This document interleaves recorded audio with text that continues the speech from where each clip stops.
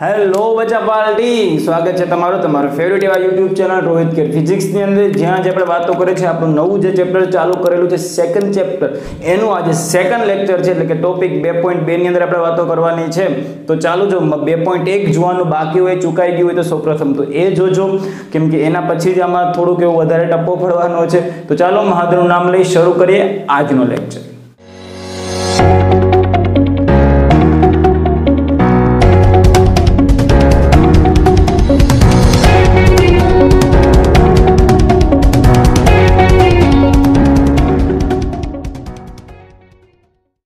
तो क्वेश्चन तुम्हारी सामे बच्चा पलट कई आ टाइप नो पूछाई सके छे। क्या टाइप नो तो कि भाई विद्युत स्थितिमान नो तफावत अने विद्युत स्थितिमान ने व्याख्यायित करो। बे वस्तु छे विद्युत स्थितिमान नो तफावत अने विद्युत स्थितिमान एने तमारे व्याख्यायित करवानो छे। विद्युत स्थितिमान नो कॉन्सेप्ट समजीए पहला तो बच्चा पलटी आपणे जे जूनो कॉन्सेप्ट जे ऑलरेडी फर्स्ट लेक्चर में शीखीने आवेला हता जे हतुं विद्युत स्थिति ऊर्जा एनो तफावत अने विद्युत स्थिति ऊर्जा एनो कॉन्सेप्ट વધુ મજબૂત કરવાની જરૂર પડશે। યાદ કરો વિદ્યુત સ્થિતિ ઊર્જાનો તફાવતમાં આપણે શું કીધું કે ભાઈ કોઈ પણ બે બિંદુ હોય R અને P સપોઝ આ બે બિંદુ કોઈ પણ જગ્યાએ હોઈ શકે કે ભાઈ અવકાશમાં હોય શૂન્ય અવકાશની વાતો કરીએ કાં તો પછી કોઈ પણ ધાતુની પ્લેટ પર ના હોય કોઈ પણ જગ્યાએ કે જ્યાં કંઈક વિદ્યુત ક્ષેત્ર હોય तो कहीं विद्युत क्षेत्र ની અંદર રહેલા કોઈ પણ બે બિંદુ R થી P તમારે કોઈ પણ સ્મોલ q જેટલો વિદ્યુત ભાર તમારા R થી P સુધી લાવવો છે અને જો તમારે ક્ષેત્રની વિરુદ્ધ કાર્ય કરવું પડે તો જે ક્ષેત્રની વિરુદ્ધ તમે જે કંઈ કાર્ય કરો છો જે કંઈ બાહ્ય બળ આપો છો તે બાહ્ય બળ વડે થયેલું કાર્ય એ શું થઈ ગયું છે એમની વચ્ચે સ્થિતિ ઊર્જાના તફાવત તરીકે આપણે વ્યાખ્યાયિત કરેલું હતું। યાદ છે ને આ ટાઈપની વસ્તુ હતી ભાઈ કોઈ પણ ધારો કે અહીંયા ક્ષેત્ર છે અહીંયા પોઈન્ટ છે R અહીંયા પોઈન્ટ છે P तो R થી P તમારે જો કે સ્મોલ q જેટલો વિદ્યુત ભાર લાવવો છે તો ક્ષેત્ર રેખાઓ કંઈક બચ્ચા પડતી આ ટાઈપની છે સામેની તરફ અહીંયા ધારો તો પ્લસ q યાદ આવે છે तो क्षेत्रनी विरुद्ध તમારે આવવું પડશે કેમ કે પ્લસ પ્લસ વચ્ચે શું થવાનું છે અપાકર્ષણ અને આવવા દેશે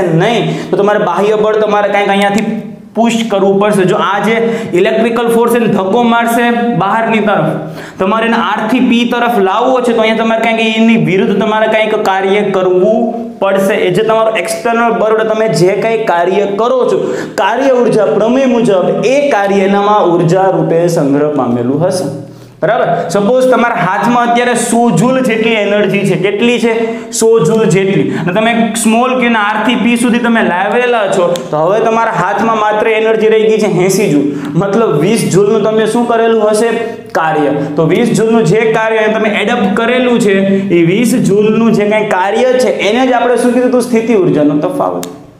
હવે આજે સ્થિતિ ઊર્જાનો તફાવત તમે જો સમીકરણ મેળવવા જાવ એટલે કરેલું કાર્ય WRP R થી P સુધી લાવવા માટે કરેલું કાર્ય એને વ્યાખ્યાયિત કેમ કરવું પડશે ખબર છે આ ચલ બળ વડે થતું કાર્ય છે તો ઇન્ટિગ્રેશન R થી P તમે જે આપેલું બળ એટલે કે F એક્સટર્નલ ઇન્ટુ જે કાંઈ સ્થાનાંતર થયેલું છે એ સ્થાનાંતરને આપણે કેના વડે વ્યાખ્યાયિત કરી નાખીએ તો સૂક્ષ્મ સ્થાનાંતરને સપોઝ આપણે dr વડે વ્યાખ્યાયિત કરી નાખીએ સંકલન કરશું એટલે આખે આખું R થી P આવી જશે। આ ટાઈપનું ડોટ પ્રોડક્ટનું બંને વસ્તુ છે કેવી તો કે ભાઈ સદિશ હજી એક વસ્તુ F external is equal to F external બાહ્ય બળ છે તે આ વિદ્યુતીય બળના મૂલ્ય જેટલું જ અને એની વિરુદ્ધ દિશામાં હોય એવું આપણે જોઈ ગયા હતા તો F external બરાબર આપણે શું લખેલું તો યાદ કરો લાસ્ટ ટાઈમનો જ કોન્સેપ્ટ છે -Fe યાદ આવે છે -F ઇલેક્ટ્રિક ઇન્ટુ dr।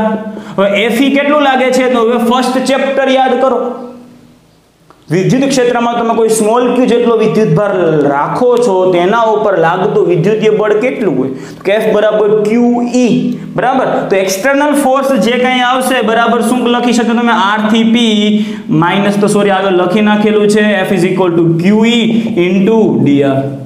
આ થઈ ગયું છે તમે કરેલું કાર્ય મતલબ આ થઈ ગયું છે કે સ્થિતિ ઊર્જાનો તફાવત આ જે WRP છે એ ખરેખર એના બરાબર આપણે શું લખી શકીએ છે UR UP સ્થિતિ ઊર્જાને આપણે કેપિટલ U વડે દર્શાવતા UP માઈનસ કરવું પડશે UP UR P આગળની સ્થિતિ ઊર્જા કેવી હોવાની છે વધારે હોવાની છે તો UP UR બરાબર સમથિંગ લાઈક ધીસ। તો આજે સ્થિતિ ઊર્જાનો જે તફાવત હતો હવે એમાં સમજજો હવે એ સ્થિતિ ઊર્જાના તફાવતમાં જો તો એક વસ્તુ આવે છે એ છે સ્મોલ q આવે છે શું આવે છે સ્મોલ q मतलब જે પરીક્ષણ વિદ્યુત ભાર છે ટેસ્ટિંગ ચાર્જ છે એના મૂલ્યના સમપ્રમાણમાં છે मतलब તમે ટેસ્ટિંગ ચાર્જનું મૂલ્ય વધારો તો સ્થિતિ ઊર્જાનો જે કંઈ તફાવત બે પોઈન્ટ વચ્ચેનો છે તે વધુ આવવાનો છે।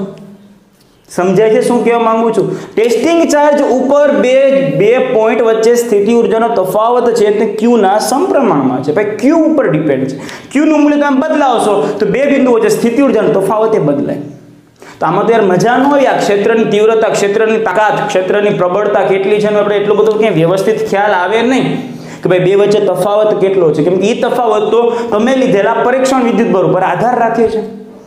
તો બધા વૈજ્ઞાનિકો સાથે મળીને કંઈક એવું વિચારવા માંડ્યા કે કંઈક એવી ભૌતિક રાશિ આપણે બનાવી કે જેનું મૂલ્ય જે કંઈ વસ્તુ છે તે સ્મોલ ક્યુ ઉપર આધાર ના રાખે અને આપણે ક્ષેત્ર વિશે થોડુંક વધારે ડિટેલમાં ખ્યાલ આપે, બરાબર। તો એવી ભૌતિક રાશિ માટે આપણે શું કરવું પડશે? એના માટે આપણે અહીંયા ક્યુ ને હટાવવું પડશે। તો સિમ્પલી વસ્તુ છે કે સર આખું જે આ ઇક્વેશન છે ને સર છેદમાં સર તમે સ્મોલ ક્યુ કરી નાખો ને તો સર ક્યુ ક્યુ કેન્સલ। આપણું લોજિક એવું જ કહે છે તો કે ભાઈ હા વૈજ્ઞાનિકે પણ એવું જ કરેલું છે। ક્યુ ને હટાવવા માટે ડિવાઇડેડ બાય ક્યુ કરી નાખેલું છે। ડિવાઇડેડ બાય ક્યુ તમે હજી એક વસ્તુ લખી શકો છો, શું? એકમ ધન વિદ્યુત ભાર દીઠ ના લખી શકો? એકમ ધન વિદ્યુત ભાર દીઠ શું કામ? તો કે સ્મોલ ક્યુ ની વેલ્યુ તમે 1 કુલમ લખી નાખો તો પણ ચાલે ને, તો પછી છેદમાં ક્યુ ના કરવું પડે। તો ભાઈ એ જે વસ્તુ છે કે ભાઈ આર પોઈન્ટ થી પી પોઈન્ટ જો તમે સ્મોલ ક્યુ વિદ્યુત ભારને લાવો છો ને જે કાર્ય કરો છો એ કાર્યની સ્થિતિ ઊર્જાના તફાવત જેટલું હોય છે, જ્યારે આ જ કાર્યને જો તમે સ્મોલ ક્યુ વડે ડિવાઈડ કરી નાખો એટલે કે એકમ ધન વિદ્યુતભાર ઉપર થતા કાર્યની વાત કરો, ભાઈ સ્મોલ ક્યુ વિદ્યુતભાર નહીં, પરીક્ષણ વિદ્યુતભારનું મૂલ્ય ફરજિયાત 1 કુલમ લઈ લેવાનું। તો જે એકમ ધન વિદ્યુતભારને તમે કોઈ એક આર પોઈન્ટ થી પી પોઈન્ટ સુધી ક્ષેત્રમાં લાવો છો, ક્ષેત્રની વિરુદ્ધ જે કંઈ બાહ્ય બળ વડે કરેલું કાર્ય છે એ કાર્ય એટલે કે શું આપશે તમને? એ બે પોઈન્ટ વચ્ચે સ્થિતિમાનનો તફાવત, બરાબર। તો સ્ટોરી જો કંઈક આપણે આ ટાઈપના લખી શકીએ છીએ કે ભાઈ આકૃતિમાં દર્શાવ્યા મુજબ સ્મોલ ક્યુ વિદ્યુતભારને આર થી પી બિંદુએ લાવવા બાહ્ય બળ વડે થતું કાર્ય વિદ્યુત સ્થિતિ ઊર્જાના તફાવત આપણે કહેવાય। જે ફર્સ્ટ આપણે લેક્ચરમાં શીખી ગયા હતા, કોઈ ભાઈ ક્ષેત્ર છે ઉગમ બિંદુ ઉપર કેપિટલ ક્યુ, અહીંયા Q1 Q2 Q3 Q4 4 વિદ્યુતભાર મૂકેલા છે, એનાથી કન્ફ્યુઝ થવાનું છે ને। એ શું બતાવે છે?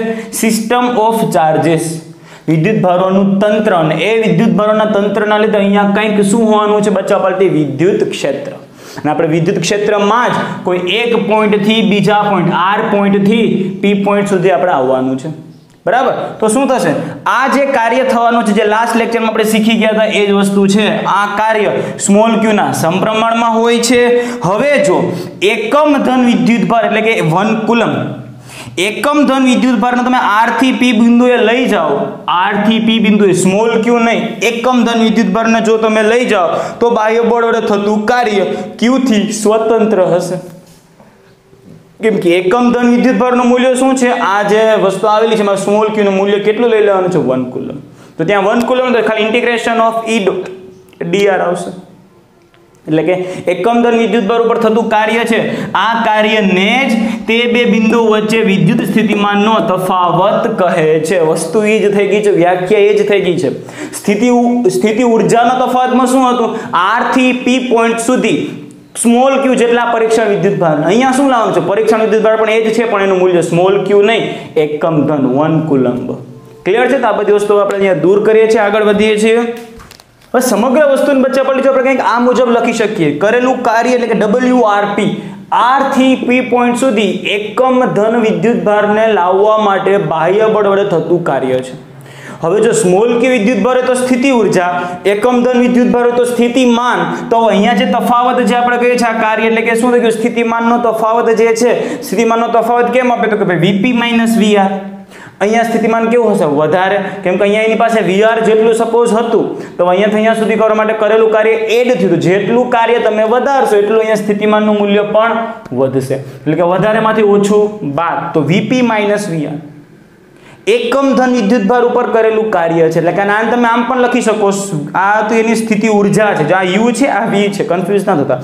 સ્થિતિ ઊર્જા ડિવાઇડેડ બાય સ્મોલ ક્યુ, એ જ થઈ ગયું ને। સ્થિતિ ઊર્જા છે આવતી, સ્થિતિ ઊર્જાને તમે U કહી દો છો, શું કહી દો છો? U। તો સ્થિતિ ઊર્જા એટલે કે શું હતી? સ્મોલ ક્યુ વિદ્યુતભાર ઉપર કરેલું કાર્ય।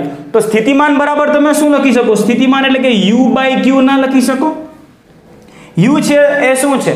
સ્મોલ ક્યુ ને એક બિંદુથી બીજા બિંદુએ લઈ જવા માટે કરેલું કાર્ય.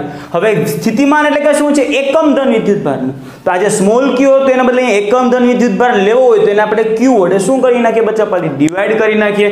ચાલશે ને? એટલે કે અહીંયા સ્થિતિ ઉર્જાના છેદમાં સ્મોલ ક્યુ કરી નાખો તો પણ એ જ વસ્તુ થઈ ગઈ છે. અહીંયા આ ટાઈપની વસ્તુ છે ભાઈ. R થી P એકમ ધન વિદ્યુતભાર છે 1 કુલંબ છે. 1 કુલમને R થી P સુધી તમે લઈ જાઓ, જે કાર્ય કરો એ કાર્ય એટલે કે એ બે પોઈન્ટ વચ્ચે સ્થિતિમાનનો તફાવત. હવે લાસ્ટ ટાઈમની જેમ તમે કોઈ પણ માર્ગ ઉપર આવો, આ ચારમાંથી સીધા આવો, આમ રખડી ના આવો, કોઈ પણ માર્ગે આવો, એના ઉપર સ્થિતિમાનનો તફાવત ડિપેન્ડ હશે ને. સ્થિતિમાનનો તફાવત માત્ર તેના પ્રારંભિક પોઈન્ટ અને અંતિમ પોઈન્ટ ઉપર જ આધાર રાખે છે. અહીં થતું કાર્ય માર્ગ ઉપર આધાર રાખતું નથી ભાઈ. સંરક્ષી બળ જ છે અહીંયા પણ.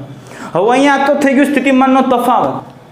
આપણે ખબર છે કે ભાઈ કોઈ પણ જગ્યાએ સ્થિતિમાનનો તફાવત જ ઇમ્પોર્ટન્ટ છે. ખરેખર આ મૂલ્યનો કોઈ અર્થ છે નહીં. જેવી રીતે સ્થિતિ ઉર્જામાં હતું એવું જ આપણે જાણીએ સ્થિતિમાનના ખરેખર મૂલ્યનો કોઈ ભૌતિક દ્રષ્ટિએ અર્થ છે નહીં, માત્ર તફાવત જ અગત્યનો છે. હવે આપણે આ તો સ્થિતિમાનના તફાવતને વ્યાખ્યાયિત કરેલું છે. સ્થિતિમાનને વ્યાખ્યાયિત કરવું હોય તો કેમ કરવું? એના માટે આપણે સંદર્ભ પોઈન્ટની વાત કરીએ. યાદ છે ને? સંદર્ભ સપાટી, સંદર્ભ પોઈન્ટ, આપણે સંદર્ભ બિંદુ જે લઈએ છીએ રેફરન્સ પોઈન્ટ, ત્યાં આગળની સ્થિતિ ઉર્જાને આપણે 0 માનીએ છીએ. જેમ કે આ માર્કરની સ્થિતિ ઉર્જા, તમે ધારો કે અહીંયા જે આ ફ્લોર છે, ફ્લોરથી જો તમે માપવા જાઓ ને તો ત્યાંથી તમે હાઈટ માપો તો કેટલું થાય? mgh. તો જ્યાંથી તમે હાઈટ માપેલી છે સંદર્ભ પોઈન્ટ, મતલબ જે સંદર્ભ પોઈન્ટ છે ત્યાં તમે h બરાબર 0 લખો છો. તો h બરાબર 0 મતલબ એ શું થઈ ગયું? ત્યાં એની સ્થિતિ ઉર્જા પણ 0 નહીં થાય. mgh, h બરાબર 0, સ્થિતિ ઉર્જા 0. તો સંદર્ભ બિંદુએ આપણે સ્થિતિ ઉર્જા 0 લઈએ તો અહીંયા એવું સંદર્ભ બિંદુ કયું છે? અનંત અંતરનું. યાદ છે ને? કેમ કે અનંત અંતરે લાગતું બળ 0 હશે. બળ 0 તો કાર્ય પણ ત્યાં કેટલું થવાનું છે? 0. તો હવે કોઈ પણ એક પોઈન્ટે વ્યાખ્યાયિત કર્યું તો r ને બદલે ત્યાં આપણે ઇન્ફાઇનાઇટ અંતર લેવું પડે. અનંત અંતરેથી તમે અહીંયા કોઈ જગ્યાએ p બિંદુએ આવો છો ત્યારે જે કરેલું કાર્ય છે એને તમે જો આ ટાઈપમાં ના લખી શકો ભાઈ. સ્થિતિ ઉર્જાની જેમ જ સંદર્ભ બિંદુએ સ્થિતિમાન પણ શૂન્ય હોય, એટલે કે r ને બદલે તમે ઇન્ફાઇનાઇટ અંતર જો તમે લઈ લ્યો તો આ ઇન્ફાઇનાઇટ થી p બિંદુએ, ઇન્ફાઇનાઇટ થી p, r થી p નહીં, ઇન્ફાઇનાઇટ થી p બિંદુએ, ઇન્ફાઇનાઇટ થી p બિંદુએ એકમ ધન વિદ્યુતભારને લાવવા માટે કરેલું કાર્ય એટલે કે w ઇન્ફાઇનાઇટ p. ને કેવી રીતે લખી શકાય? vp v infinite. સ્થિતિમાનનો તફાવત જેટલું કાર્ય થશે, સ્થિતિમાનનો તફાવત એટલે કે શું? વધારે માઇનસ ઓછું. વધારે ક્યાં હશે? ભાઈ ઇન્ફાઇનાઇટ તો 0 હતું, પછી pl આવ્યા તો વચ્ચે કંઈક કાર્ય કરેલું છે, જેટલું કાર્ય કર્યું એટલી સ્થિતિમાનમાં એડ અપ થયું હશે, વધેલું હશે, એટલે અહીંયા કંઈક વધેલું છે તો વધેલામાંથી ઓછું બાદ. તો vp v ઇન્ફાઇનાઇટ. તો v ઇન્ફાઇનાઇટ તો 0 છે, તો અહીંયા v ઇન્ફાઇનાઇટ 0 મૂકો તો vp ના થઈ ગયું. તો vp બરાબર w ઇન્ફાઇનાઇટ p ના આવી ગયું. તો આજની વ્યાખ્યા ના થઈ ગઈ. p બિંદુ આગળનું સ્થિતિમાન, સ્થિતિમાનને બચ્ચા પાર્ટી કેપિટલ v વડે દર્શાવે છે. એના વડે દર્શાવે છે કેપિટલ v. સ્થિતિ ઉર્જાને કેપિટલ u, સ્થિતિમાનને કેપિટલ v. તેની વ્યાખ્યા ના થઈ ગઈ w ઇન્ફાઇનાઇટ p. જો શું છે? એકમ ધન વિદ્યુત ભારને અનંત અંતરેથી, w ઇન્ફાઇનાઇટ થી અનંત અંતરેથી આપેલા બિંદુએ લાવવા બાહ્ય બળ વડે થતું કાર્ય, એને જ આપણે શું કહીએ છીએ? તે બિંદુ આગળનું વિદ્યુત સ્થિતિમાન. ક્લિયર છે? કશું અઘરું છે નહીં. સ્થિતિમાનની વ્યાખ્યામાં r થી p પોઈન્ટ સુધી આવવાનું ને તફાવતની વ્યાખ્યામાં r થી p ને સ્થિતિમાનની અનંત અંતરેથી p. આ ટાઈપમાં ક્લિયર છે? હવે વસ્તુ છે એનો એકમ છે વોલ્ટ. સ્થિતિમાનનું બચ્ચા પાર્ટી એકમ છે વોલ્ટ અથવા તો જૂલ પર કુલમ. જૂલ પર કુલમ કેમ આવેલું છે? સ્થિતિ ઉર્જાના છેદમાં ક્યુ છે ને, ઉર્જાનો એકમ જૂલ છે, છેદમાં ક્યુ, જૂલ પર કુલમ. એના ઉપરથી પારિમાણિક સૂત્ર ના બની જાય? જૂલ કાર્ય પારિમાણિક સૂત્ર આખા ગામને ખબર છે, m1l2t-2 ડિવાઇડેડ બાય કુલમ છે તો a1t1. તો a1 t1 છે, a1 ઉપર જશે તો થશે -1, t1 થશે તો ફરીથી પાછું -1, તો m1l2t-3 એ -1. માં કોઈને કન્ફ્યુઝન જેવી વસ્તુ હોવી જોઈએ નહીં. તો આટલી વસ્તુ તમારે થિયરીમાં લખવાની છે. તમને ટેક્સ્ટબુકમાં એક પાછા લાસ્ટમાં તમને કંઈક વ્યાખ્યા કંઈક બીજી ટાઈપમાં પણ તમને કંઈક આપેલી છે, અને એક વસ્તુ તમને સમજાવવા માટે કંઈક એવું કીધેલું છે કે ભાઈ આ તો અનંત અંતરેથી અહીંયા સુધી આવવા માટે કરેલું કાર્ય, એ કાર્ય ગણવા બેસાય નહીં, અઘરું થઈ જાય બહુ. તો વસ્તુ સરળને કેમ બનાવે કે સર અનંત અંતરેથી અહીંયા સુધી ના આવે, કોઈ પણ નાનકડો સૂક્ષ્મ વિદ્યુતભાર તમારે ડેલ ક્યુ જેટલો સૂક્ષ્મ વિદ્યુતભાર લઈ લેવાય. જો સમજો વિદ્યુતભારને તમે જો આ ટાઈપમાં જો એક આવે છે ડેલ્ટા ક્યુ એટલે કે ભાઈ નાનકડો વિદ્યુતભાર, એના પછી આવે છે ડીક્યુ. ડીક્યુ એટલે કે અતિ નાનો વિદ્યુતભાર તફાવત જે છે એ, બરાબર. અને એના પછી લાસ્ટમાં ક્યુ આવે છે ડેલ ક્યુ. અને શું બોલાય બચ્ચા પાર્ટી? ડેલ બોલાય. શું બોલાય છે? ડેલ. શું બતાવે છે? બહુ બધો અતિ નાનો તફાવત. બરાબર. ડેલ્ટા એક્સ એટલે કે શું છે? આપણે સ્થાનાંતર કહીએ ને. તો જે રીતે સ્થાનમાં ફેરફારને આપણે ડેલ્ટા એક્સ વડે દર્શાવીએ, અતિ નાનો ફેરફાર હોય તાક્ષણિક માટે આપણે ખબર ને ડીએક્સ વાર્તા કરતા, ને એનાથી નાનો એટલે કે શું લખવું પડે તમારે બચ્ચા પાર્ટી? ડેલ એક્સ લખવું પડે. બરાબર. તો અહીંયા આપણે કંઈક એવી જ વસ્તુ કંઈક વ્યાખ્યાયિત કરેલી છે કે અતિ નાનો કોઈ વિદ્યુત ભાર છે, ધારો કે સ્મોલ ક્યુ જેટલો વિદ્યુત ભાર છે, એનું કંઈક વિદ્યુત ક્ષેત્ર છે, તો એ વિદ્યુત ક્ષેત્રમાં અતિ નાનો વિદ્યુત ભાર ડેલ ક્યુ ને સૂક્ષ્મ એવું સ્થાનાંતર કરાવવા માટે, આને બચ્ચા પાર્ટી સૂક્ષ્મ એવું જો તમારે સ્થાનાંતર કરાવવું હોય તો ત્યારે થતું કાર્ય પણ બચ્ચા પાર્ટી સૂક્ષ્મ ના મળે. તો સૌપ્રથમ એ સૂક્ષ્મ કાર્ય શોધી લેવાનું, ડેલ ડબલ્યુ. તો એ ડેલ ક્યુ માટે છે. તમે એકમ ધન વિદ્યુત ભાર માટે શોધવું હોય તો શું કરવું પડે છે? એના જ છેદમાં ડેલ ક્યુ લખવું પડે. આ શું હતું? ડેલ ક્યુ વડે થતું કાર્ય. તમારે એકમ ધન વિદ્યુત ભાર વડે થતું કાર્ય શોધવું છે તો એના છેદમાં ડેલ ક્યુ કરી નાખો. તો એકમ ધન વિદ્યુત ભાર થઈ જાય, ના થઈ જાય, એના વડે ડિવાઈડ કરી નાખીએ એટલે. બરાબર. તો આ થઈ ગયું છે જે એકમ ધન વિદ્યુત ભાર વડે થતું સૂક્ષ્મ કાર્ય. કુલ કાર્ય શોધવા માટે પછી આગળ શું કરવું પડે? ઇન્ટિગ્રેશન. ક્યાંથી આવ્યા છે? તો કે સાહેબ છે કે અનંત અંતરેથી આવેલા છે, અનંત અંતરેથી આપેલા જે કોઈ બિંદુ છે ત્યાં સુધી. બરાબર. એ ટાઈપની પણ એ વસ્તુ તમારે થિયરીમાં લખવાની ક્યાં આવશ્યકતા છે નહીં. અહીંયા સુધી લખવાનું છે. આ વસ્તુ પણ એઝ અ નોટ્સ લખી લેજો, પણ થિયરી અહીંયા તમે પૂરી કરી નાખજો. બરાબર. વ્યવસ્થિત એવો સ્ક્રીનશોટ લઈ લેજો. Thank you.